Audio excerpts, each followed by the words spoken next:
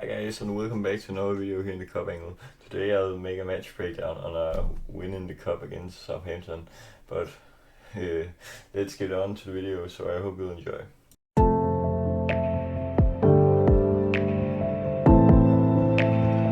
So yeah, let's get started. Obviously, as you noticed in the thumbnail, I've made the front three we made, and then we played with, and then obviously Hitige looking at them because he can get the substitution role a lot in this season, especially now after what happened yesterday. But I'll come onto that later.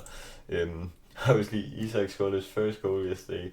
He also missed a quite big chance, but I'm so happy that he opened his goal scoring account for us. Obviously, it was a very tight game. It shouldn't have been that, but we only won 2-1, obviously. Hitige scores again. Obviously, he gets this stupid red card for taking his shirt off, which was my next talking point, is why does he take his shirt off after a 2-1 goal in the Carabao Cup? It's a tap-in also, and I've also heard Anders saying that it was quite stupid and dumb, and he should have credited Chiesa instead of just having his own celebration. But he has had a great start, so I don't think we should criticize him. I just maybe think he forgot his first yellow card, and that can happen, but we obviously still won, so it didn't cost us in the end. So I'm still very happy about it. He's been so great in the start of the season for us. Obviously, Chiesa, he deserves the plaudits after yesterday. He got the 2 assists for both goals, obviously, and he also just played super well. Had some quite good shots on target and stuff like that. Obviously, the Southampton keeper McCarthy, he was played a brilliant match. Without him, it could have maybe been like 5-1 or maybe 4-1 at least. He had some quite good saves.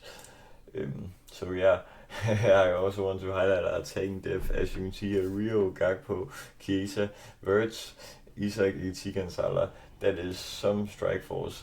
Obviously, most of the times we'll probably play Salah, Hitige, Wirtz and Gakpo, and then switch between Isak and Hitige, or maybe we could implement Isak and Hitige in the same team in like a 4-4-2 or something like that. But the players on the bench in this scenario, we have such great depth in attack, which is something we don't have in defense, where we have quite horrendous depth, I got to say. Especially after this, we can see Leone sadly tore his ACL yesterday, and it's set to be out for several months. I was so proud of him. He played very well yesterday, and he was probably my man of the match behind Chiesa because he played very well. Then sadly this injury came, and it didn't look good. He had so much pain that he needed to be stretched off, which is never a good sign. So I hope he gets a speedy recovery and maybe gets back before the end of the season. That would be great.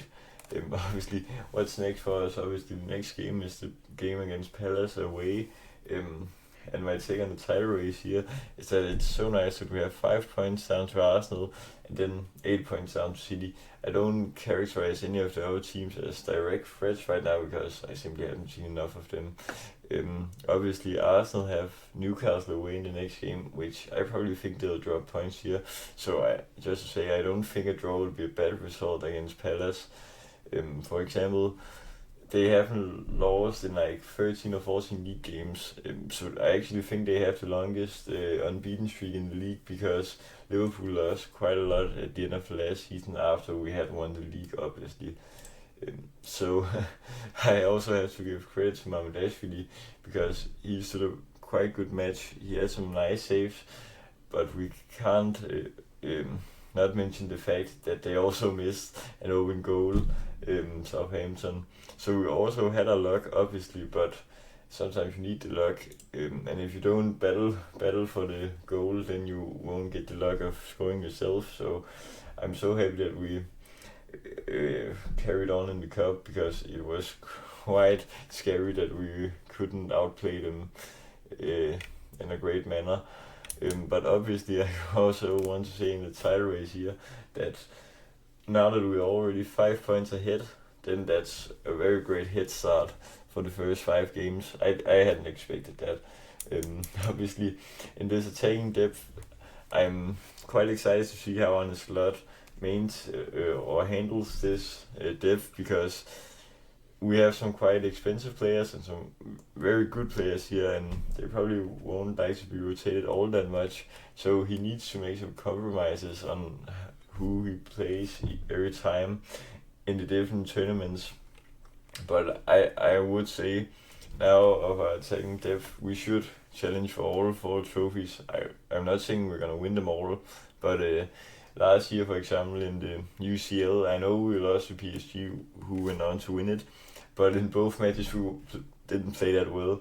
Obviously, we got the lucky goal in Paris, and then at Anfield we hit the post or something, but we didn't create something totally deserving of a goal. So I'm excited to see how Arne Slot handles this, but I actually don't know when the next round gets drawn. But all I can say is I hope we win the Carabao Cup again, because obviously we lost the final last year.